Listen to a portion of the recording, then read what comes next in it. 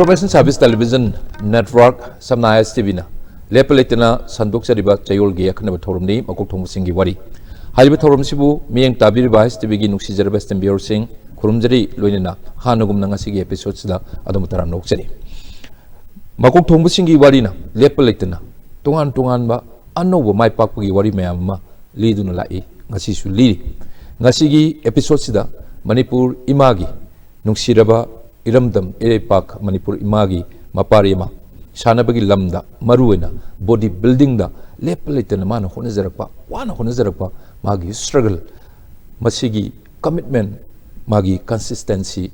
Hanbanai de Batona Ngasidi Mai Papugi Wari Mayam Matang Lirakli Handakta Kuidringeda Manipur Pumbagi Wena Pangtokiba Mr. Manipur Bodybuilding Championship Sida Junior Mr. Manipur Sigi title si Lobangam Kraba Yamna energetic weba Magi agility Tasengna challenging weba Haobijam Minaketan Meitei Hauzik ISTV studio Dalensin Minelebiri Makokthongbasingi Wari Gitimna Minaketinga Unazeraga Mai Papugi Wari si Tasengna Kona Hangjaba Mana Karmaito no Mai Pali Karmai Honari Haribasi Karadan Kamin Bagi Tajam Lobjabawena Wari what I Hakan Sana Bagi Hajarumutumda and the Puxel Chowna Yabire Hauzik Minaketinga Unazari Loinana Handaki Junior Mr. Manipur Lobagi Nungaira Mikupsida Tasengna Makokthongbasingi Warina Karipamiba Miam the Karitaminiba Kamin Tanjadu Logzage Minaketan Question Zilings Biria Tasengna Handaki 2019 gi Pangtokiba Mr. Manipur Sida Junior Mr. Manipur gi Sigi title Silogiro Pusimasi Asugimete Harause Sautokse Sanabada Akwigi Kahani Wakalji Pora Lupaga Topa Mata Udana Ningan Nabalated Madugi Honorapagi Mahinian Man Sigi Mai Palapasi Masigi the Magta ISTV na Kwegi whole team na Makokthongbasingi Warina Akwegi team na Adumbu Ahanba Mutada Congratulations and my papagi Siga Hanmagi Nungai Pungusage. Thank you. Miragan Sabadi am Sana Rosix, and the Maru in a youth in the Nasinsi Sanabasi, bodybuilding, gym surprise. Don't the Baya the Bama don't hide. I don't see Angakba culture money man Puruzi Laisi. Hana substances, druggy karigi, Leramam the youth to Masidi, Adugumam do low in the two sports. My ones and Narapa, Sanaba, Sanapa, but one with discipline. Minaketan Hoji bodybuilding palm, Sangi, likewise hockey, the soccer, the football, the other hitang, the Karidano, fencing, the of the leg, and Manipursi, powerhouse of sports, Haina, India, you and my Kanaba, Yam, the Matimagul letter with state money. Sida, Chanaremo winning. Tasing Nozik, Kamano, Handaki 2019 gi. Pangthu Iba Siliba Junior Mr. Manipur title se Masi Low Rizi Masi Shinduni Kayam Yam Tengari Mise and the Karmana no Karmana Changi Aduga My Palapase Sigi episode Tum Ninjango Adu Matamatan Wari or Kamaito. The key Junior Mr. Manipur December 7-8 Sida Pangtopani. Kai Pakti Kumalampaki indoor hall. Indoors, no. Handaki my Paglaiba Junior Mr. Manipur se Masi Ramachangi. Handaki Saiji and the Mr. Manipur Pangtok Trimamanga, Mr. Kori Pabaina, Namboli Namboli Kori Paba, Sigi Minda, Hanba quite faster, Siana, Selecantese, Koi Ambagi, Makada. See in junior given overall title or Matunda and do it Tadu Makadum Haitare, do Matanga, Mr. Kanglipa, 10 Mr. Kanglipa, Siju Maba, Hina, Federation of Makali, Si Makada, Sina Sin, Sigi Makada, Pantoba Cantis, I know overall champion Lore, Laura Matunda and the key 58 Mr. Manipur, junior overall title is mine target Panga. Sigi. Junior Mr. Manipur long and Nabagi Tingarapasi. Sidadi a top opponent Heidi Minaketan Lamba Paris. Me Kayam Pari, Kramato Shanabi Mundo, Moji Shanakam confidence lane Sanagi, I need Logani can give a Kramato. Han Mother Hoy, a topa Katiasani Mazu, Laura Duga, Mr. Manipur kya ai khatang luna thokadrana di khalle junior Mr. Manipur se ko adu shorna san bai gadra ai Mr. Manipur ju akoi mamang da thokhiba contest an khai ju tholei ba junior gi kamu ji sidagi pangyam yam na haidi yamna atopa no ba player jing yamna kaino taw dale khara ma khaidi dum thole thola ga ju adum Mr. Manipur ju dum layak pha ba gadra si ju aina dum contest atopa mi kayam yamna ko gi technical ko do flex to ko kana kana kayam yam junior da koina technical ko je ai gi wet mi trauma tatung tole sidagi mu atop top wet mayam legre sigi first mayam je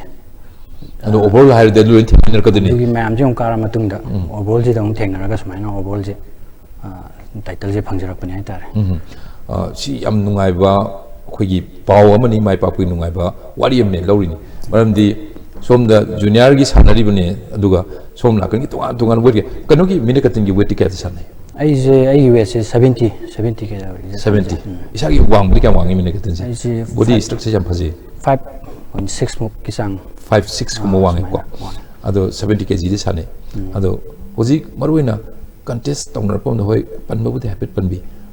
sidi Mr. Manipur gi junior Mr. Manipur gi title logru ni khara di ki na ki isa ta pari watli kind of khanbale lobudi tai khori phabagi lore kanglai pa ki lore ai sin sengna thokpasi yare ai isa se bambom su phajare che su phajare app su phajare ai back su phajare loi phajare kari watli kind of khanbale ai ngon kari watli aduga se makha gi sabu haigera tha haigera ka fai loi bak nataga fit loi ore competent ore ai se ingamani kana khanba aduga kari watli kind khanbadli ai ji body je ai di dum hanan dei ju yam pa na hore ropanina ai di body size ki muscle di dum ai je quality lei di dum khangi sana aduga ai size ki matang muscle size ki tang di wale chung begi wala kanda dagi ai body part tara ga ai f ju kra mayam ga man di ting thiba oi ba hai gadra sina sum ba kra lei hai tara back si ga tai ai wakan size ai body size ki tang di maino what brain na khalle ado improve to we have ngakta ni ko isa ko ji khar phawri adu na rang sai gi kitang Mr. Manipur juna Mr. Manipur sai lobo ngam da bi ai khar lu bai ai kai khali je ada de confidence kitang mangu dong tawi ado atop yam phajaba yawra kamai tawge adum phajaba ai gi mathaki weight ta ai tari 75 degi 75 aba si gi myam ji thengna kan ai comparison bola ki ai tari 75 aba ki farsiga ado sida ju ai kitang sam di sam ne do like pha bai ga dai adum Mr. Manipur handa ki je dum aina dum lore ada oiroidra khanba dagi ngamaroidra jingnaba mayam marak sida loan bak toroga gi sa gi hek lejeba ai gi energy puno puthogni ko flex toroga 1-1-7 compulsory poses dagi ai gi freestyle poses whatever toromani adugi law thorok pose junior Mr. Manipur si Minaketan na tare kan law thorok pose si ai moment to decline tong tin jing ne kai harawi kai am ngai kana uri haraw bazi documentary harawi thaje am thaje de haidi sengna ai mum manungi haidi leiriba condition degi myam to waraki ba myam do andum mikup tu dai te dum kawra he tare yam ai bam khangda haraw ma dum oi he tare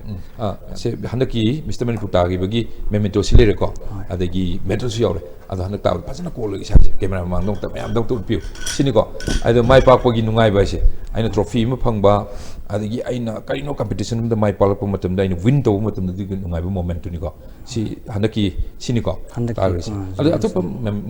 memento ani yauri sini kari no ta habiu ado matam de tong sina karma ino sijna handaki Mr. Koiva o nambolgi siji dugi trophy ne sim tabiro adagi sina simagam ta piu duga sina handaki 10 Mr. Kanglaipa sigi junior overgi trophy ne sina kogi Manipur Amateur Bodybuilding Association silen habi mabana sile okay very fine si thambiro citation me am su le ko ada ne ka dai lang ngi se hoji hypet panbiro ko matamda mai pak ti pa stage the floor da lepok ko matamda ai gi trophy ji ko la ai no world champion ta re ha gi nungai ba marak tu da yam nu shi wari ma hypet pangi kana ai ni mitu ke na haibdo ai di ai bu tambiro ko ja adagi ai bu sembiro ko ai pambom paidana aduga ai gi nagan paidana ai yo chi thang potem ngam da budin khat be mayam do so ju u birong ni ko adu marak ta aduga sulak te yum gi haije family gi haisi Manipur da sum ko ni thengna budadi sanaroi oiba haisi tasena yamna sel thungi award pa lekta budi kaya tawrumdi adigi artist oiba haisi art ka tabu kangu su aduna lekai da artist ma yum thiuda kwa ma kom pudhara di kai mhangun sang adu ngor madung ne habi mong leba Manipur film se family background se pabung ima lady bra ming kari kari kawi isil launa kayano adagi isagi lefam krai no lairo ai gilai phamjina tokpasing mondum idroi popi lekai kaksing district ki manung chana leibani aduga ai popo baba gi mingna Haobijam Tomba aduga ima gi mingna Haobijam Mongbi toibi aduga ai sinau se ai ga isan pi amaga katane adu haidi nipai tomdani natra yam nusiba isan pi ngol leiduni ba adu baba ri kai towi ima ri kai towi baba ga ima ga ai ka kasu thoidokpa sentokpa ya lambi tongdi saga gi ba kembok tongdi nongmagi phang bai tare thabeng kang suraga sumaina ai namna honor pani hai tare adu kan to ba akoi Minaketan gi later su tamdi kraman towi kar kilo singre kayam tam ho ai je lekse 12 pau dilation jare anduga adu makade do judra di sana ba kona ba ani ji pam jadi kitang wana toy anai 12 pau dilation jare hoji sana ba ai se hoji ti ख्वाइदगी फब medal फंगदोगी मखल की मसाना सिदी सुमने सानबदी याद्रे अना मरुएना diet चाब थकपसी सानबगी मतक तुदे सानबदु हक्सांग से अदु result तो फंगनबनी हम चारे फूड सप्लीमेंट मैम चाय अदगी तोंगान तोंगान बा मना मसिंग वइसनु सांगागी वइसनु क्रमाइन तोगी मसी organise तौसे युमगी ima pabung na taseng na ima baba na mating pangsu pangi isana kari kari tawule ang pasadi am changabani na adu kramai na organize tawi jana technology se sagi se ai sigi maintenance me amji taseng na ai baba ga ima ga makoi ni na ai ngamna ba pang ba thabak suraga sumaina tawi en hai tare dei baba hello baba ima ju ai yamna ai taseng na ai baba ma oram bai ju ai sumaina tawbani na yam nusi ko si macha nusi deba mama pa leba hondi adu mama pa nusi de macha ga di leibi yai ka hani adu su leidu oisun ko adu macha nusi de mama pa le ya ponte macha phara kanda harom godu nungaram godu meam do adu ngasi di Minaketan na taseng na with certain promises hai tare wasak ma mang da thamaga ai simadi oye na khangi bodo asidi oiba ngam ko gi nungai bodo masi credit se Makokthongbasingi wari aikoi nasu Minaketan gi he apokpa he apokpi ado animaki mafamdani masi akoi nasu tasena share tawjeri aduna angang ma phanna ba semba sports person ma sports star ma onna ba semakpa masi achamba natenna sumaina hotna biri se parents ki role se masi tasena singam daba laman nama adum angang sina Minaketan nasu tona le haudoini adu ma pa ki mafamda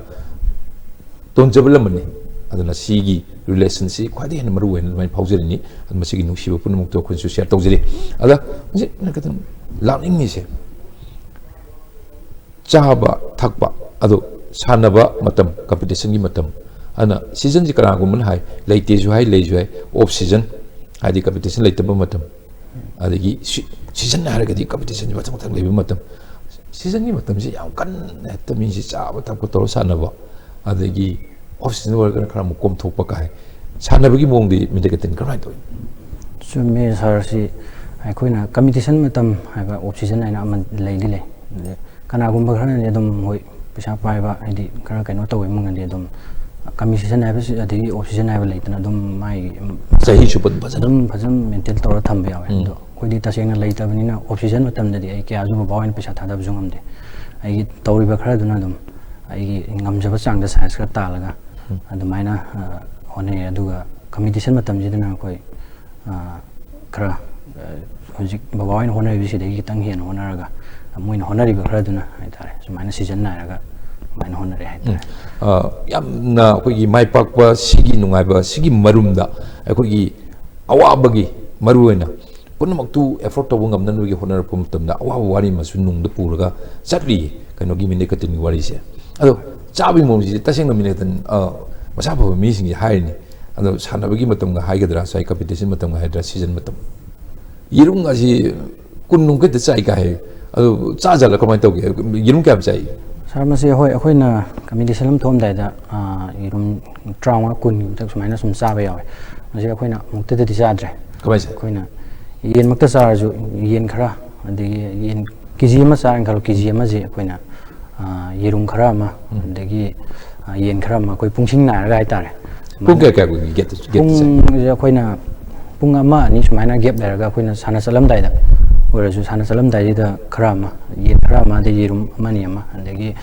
salang ulang macam dah kira. Ada haira semua macam kara semuanya pungsing na rai kai tu apa. Semuanya aku na. Ada food supplement ni hoji. Cocok Makokthongba dah lagu protein ni kari tu dah lai macam saya. Sidi kerja apa kau tahu? Siju dom yang dah kau apa siju yang apa kenu kalau mana. Siju dom kami di sini ada di dom. Pasal dom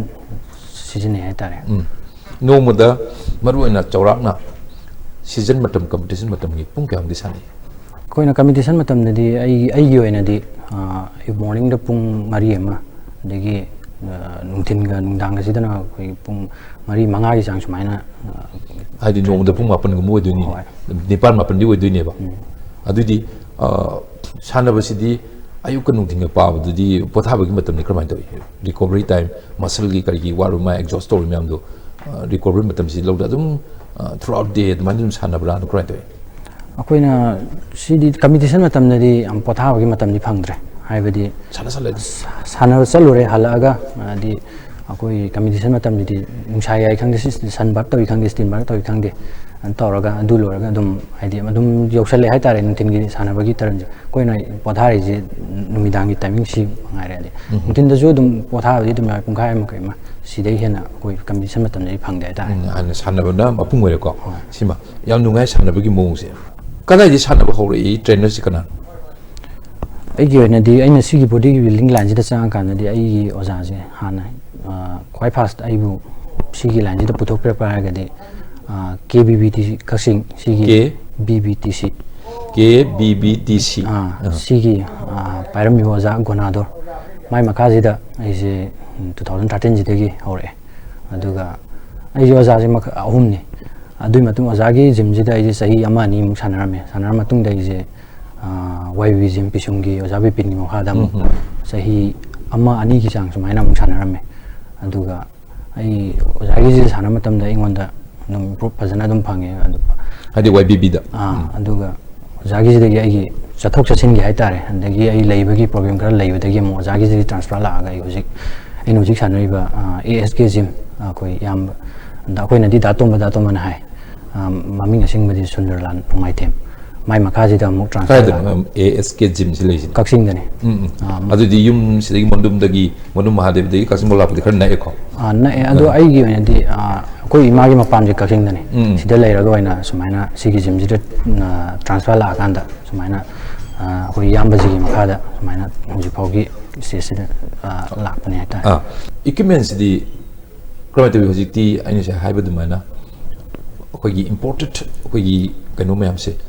brand mayam ko thamaga tawe ASK gym dura lairi si world class equipment lairabra YBB su almost improve tawre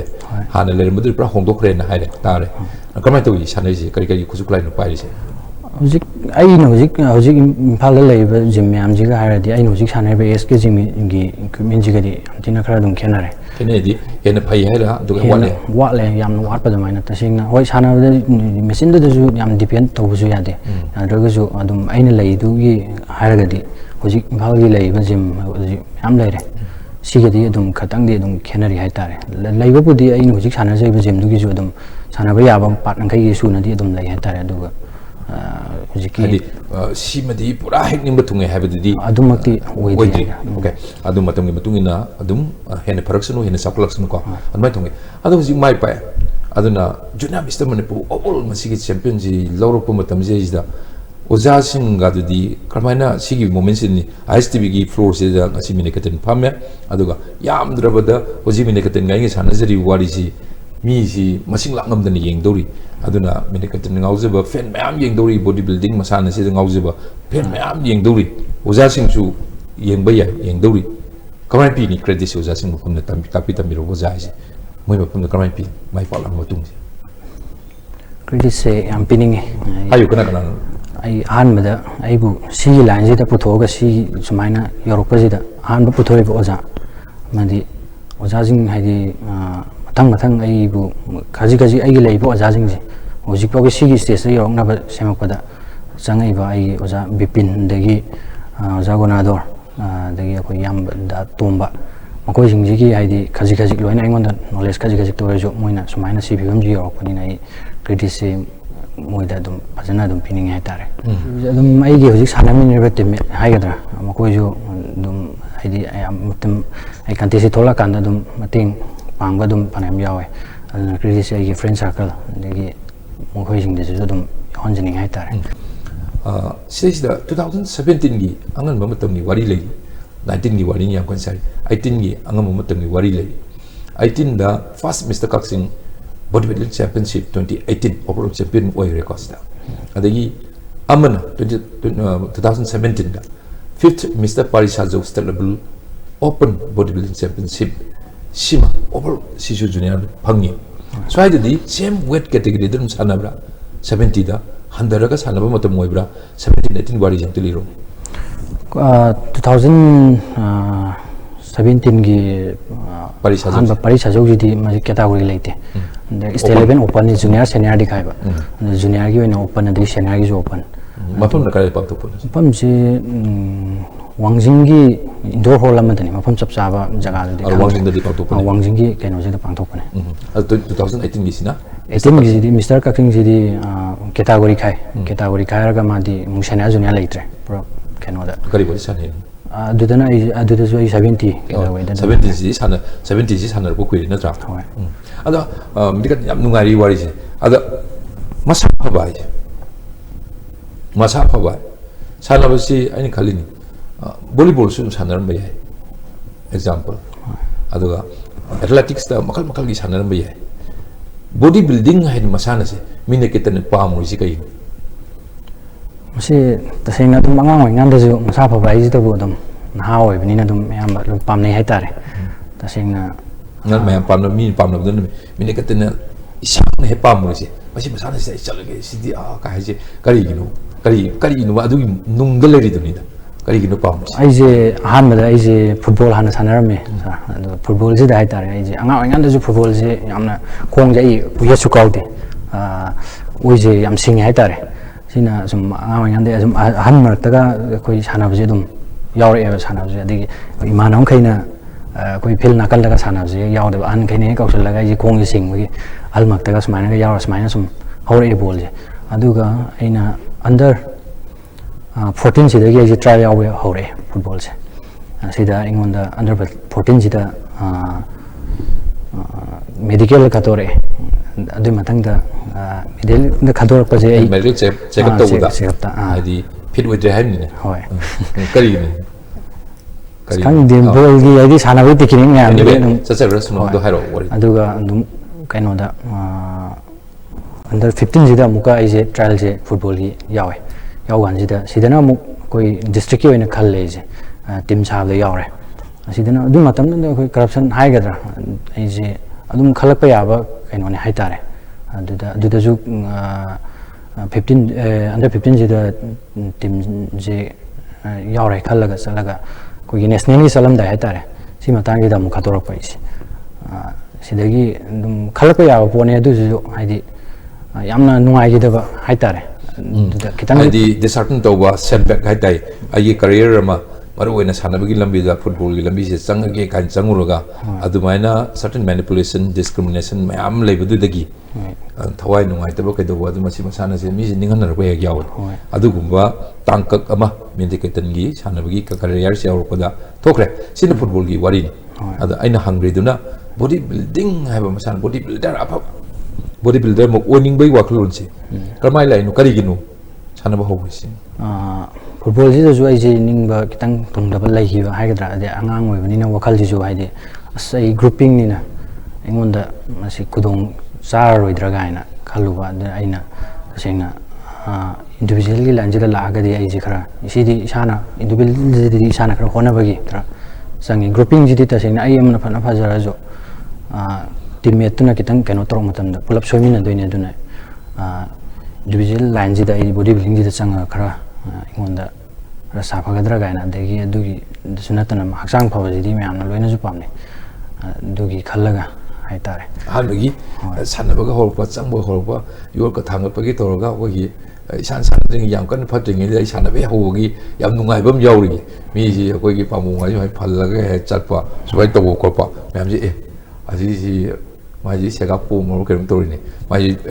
he hai na bu to ni me lakna boy kai boy tawa yum di admai sanama horpa da mama ba di kai hai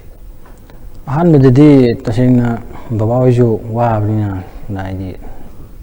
sangan ning de hatare si line ji di yam kaina adugo aina pamu hai gadra aduna boy man ju dum tamna dum support ti dum contest ka thokpa khotpa horok ji di dum bhajana support toroga dum ji phawa dum yare adugi best support si akoi parents ki makai phange apa body structure phajaba body ma hai base Minaketan gi mityeng da kadai bu ko gada ge kamai uge ba kwai maroina han mada body anatomy so majima da yamna daka wai oi adu mi khuding mak loina soiba loina leiba ngatane adu leiraga jo ai leibam thokpa body muscle palibin patu da phajana haibadi mai leibam thokpa muscle du khadi leiraga di adum body anatomy phana thi boraga jo ai muscle du suna leiraga di aidi adum masigi di adum keno tawga yaba masana ne haitare Mr. India 2019 9th Junior Mr. India 2019 ko siju saruk yarui sida winner di wede whereas silver medal phange silver medal have si India gi national level le phangbo medal amne ba aduna si achamba medal nati si ahan be item la first item la alkamai de kai sana bunu si wari inteli ro junior Mr. India ji ai aduna ahan medal national level medal ahan ba keno tawne adu ai mamang adugi 2017 sida ahan ba muka participate tawjore tawji de 4th place tare aduga siju yamna 4th place tare siju yamna thajana di chale koi journey de khara soiba lagi ba haigadra sina sima ai medal mokti lobong maktre aduga olapa sahi sida ai tasengna goal gi asadi torga chale simjo adu yamna kai hani koi ingonda si sana junami stenda sentaki silver lori salam dai ai tasengna ai phajana ju size ta laga ai body ji mental torga thamaga ju sakide singna ai naruraga haidi ogolpa timing so hoigiba aduga dumaina torga chatpasida ai medal miss tawre gold miss tawani medal lori ba ado kai de pang thu i ado kamai kana no thengnari sa de wari ju tang tage kamai tori contest keno da Uttar Pradesh da Uttar Pradesh ki Mirut Soviet University na pama university ni sima pamji da pangtoi aduga stage se phanam yam hojiti kaw ko re phanam dum thengnare aduga ai group se da first ta ga jina mo UP masa hai tare UP masa moi local gi hoi sumaina thengnaraga tore sigi contest kai de pang thu puno aduga sida silver medal phang ise masi kamai tori magi whole episode to karai de pang thu puno kamai to wi kana karmai state ki thingnare i adu silver medal si kamai pang puno adu hai bisini da ai misi wari si khangningi ba Minaketan degi hotel iro adugi Mr. Junior Mr. India andaki 2019 gi si Uttar Pradesh sigi koi Soviet University ai pam sida pangtoi aduga state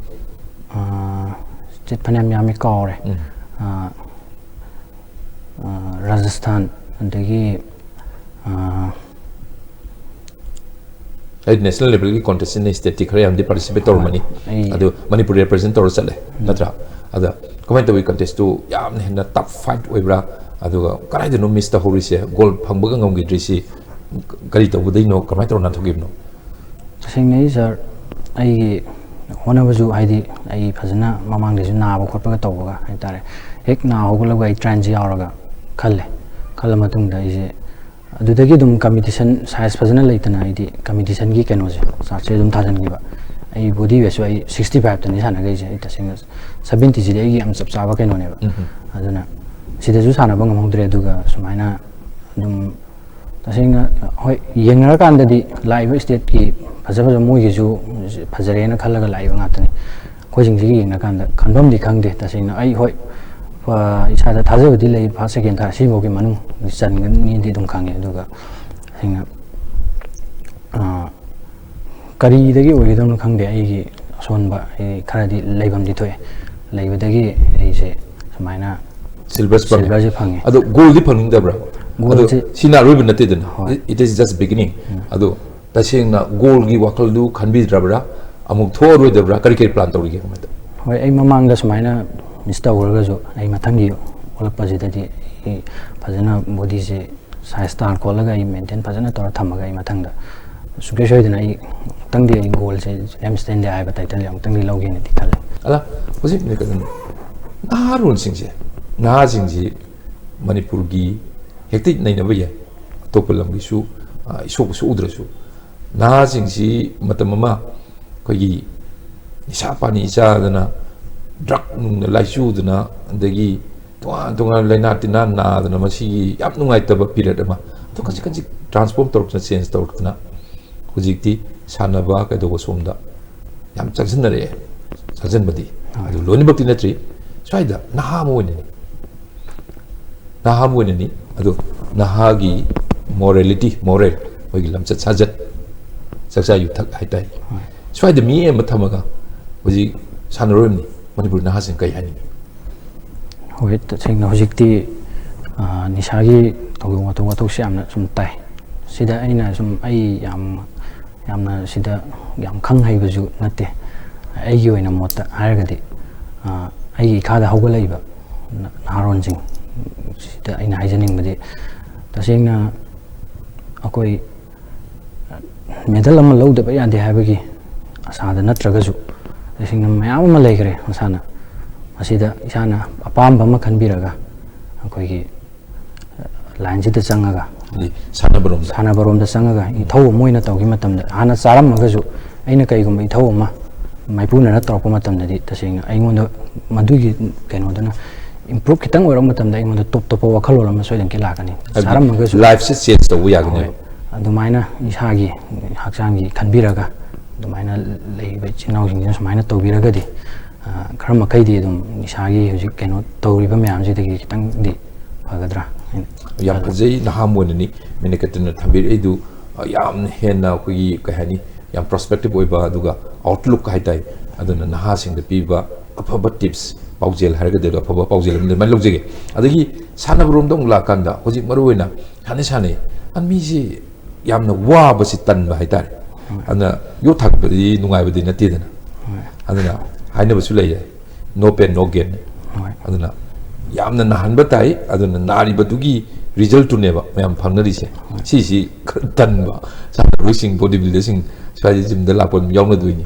aduna chaudi chawning ba put ing ba yam thuna overnight haitare sida khoigi substance uses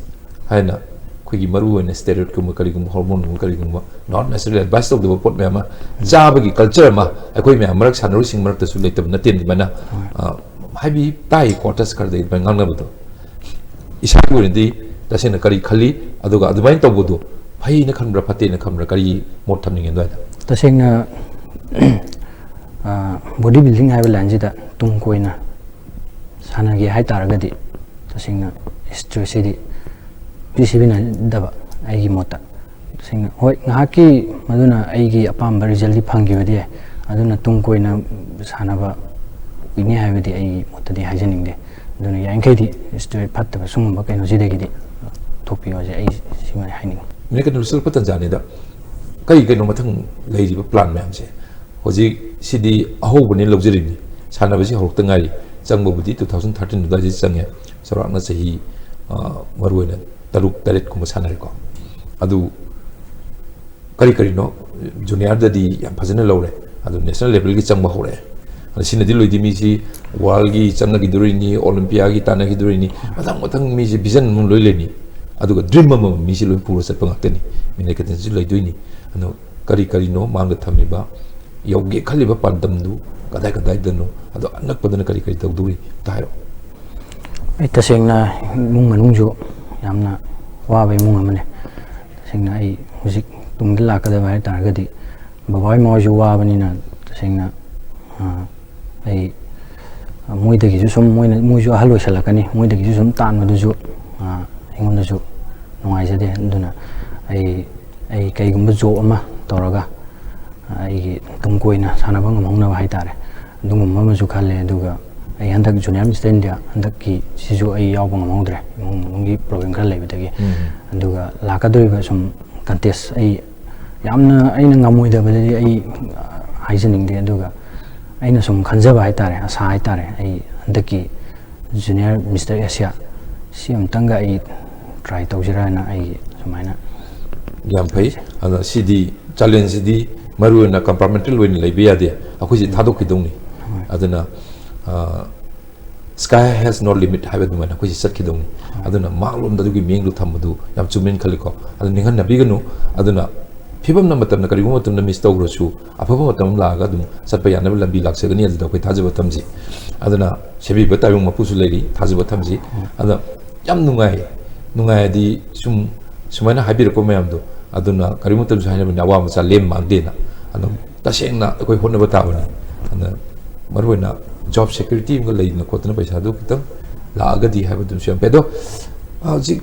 association ga su leina koi sanari mayam se mona su silimni competition mayam state level gi kari adegi lenga ama sumaina sanaroi sing sports ge tor ko farpa matamda matenga pangbidna to su mayam tari adu kari maruwena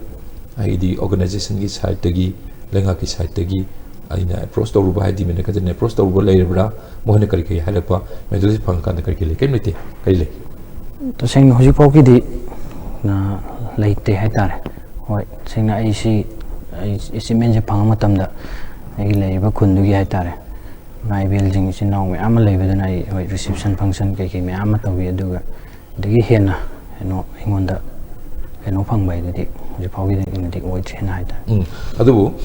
ningan nabignu habadi mai surupod ngari mini kadini si adu si tasengna khoigi a straight ahead khoigi maruena kongthang ma manglomda adum chatpa horokpodo anadda kongthang ma manglomda lakna nabagi maru hunba matamne adumai phawrni aduna sanabudu lepiganu ningan nabiganu thambiriba manglan mang aduga madu phangene khaliba wakhulundu su hanbiganu aduna sumsoi soidina matungi matungina mai papa lakani aduga matengsu mina mai paktuna thamal sarpadong salaga mani mukta langudong langaga mina thirtabu yapo ditirkani adu matamdu khara naibam di changidra koi tolare tawutai adu yam nungai je adu Minaketan aisu ISTB gi Minaketan unarga wari sanabasi ahan bani aisu hoji junior Mr. Manipur si laubiraga sigi makata rakpada amuk wari sana bidum ngai le doini an kari laro ka doini Minaketan na du khallaga dum le jawrage aduna mai pa pa hekla pa khudingi koi ISTB tam khudi makta dum thong hang le wari sana ko di thira dum ngai sim ka wirano adu ngasi chagi achin no ka do puna makai thok pirani ISTB gi studio to lapi adu Makokthongbasingi wari thorum sida lengzen bidana handak hogiba English ngani suma taramapan gi aduna Mr. Manipur junior Mr. Manipur sigi title lobirakpase sigi nungaiba phongdok poina wari su tajo hoba duga isagi punsi pangdam yam khangnabagi wari sajabada yamna cooperation pibiba duga yamna generous wena lakbiba lengbirba sigi damakta ISTB gi Makokthongbasingi wari gi team gi mai kaideg Minaketan ngkholiten thakcha phongdok sai hari wafum si thamjablo renga sigi matang si Makokthongbasingi wari sinjare meng tabirba viewer sing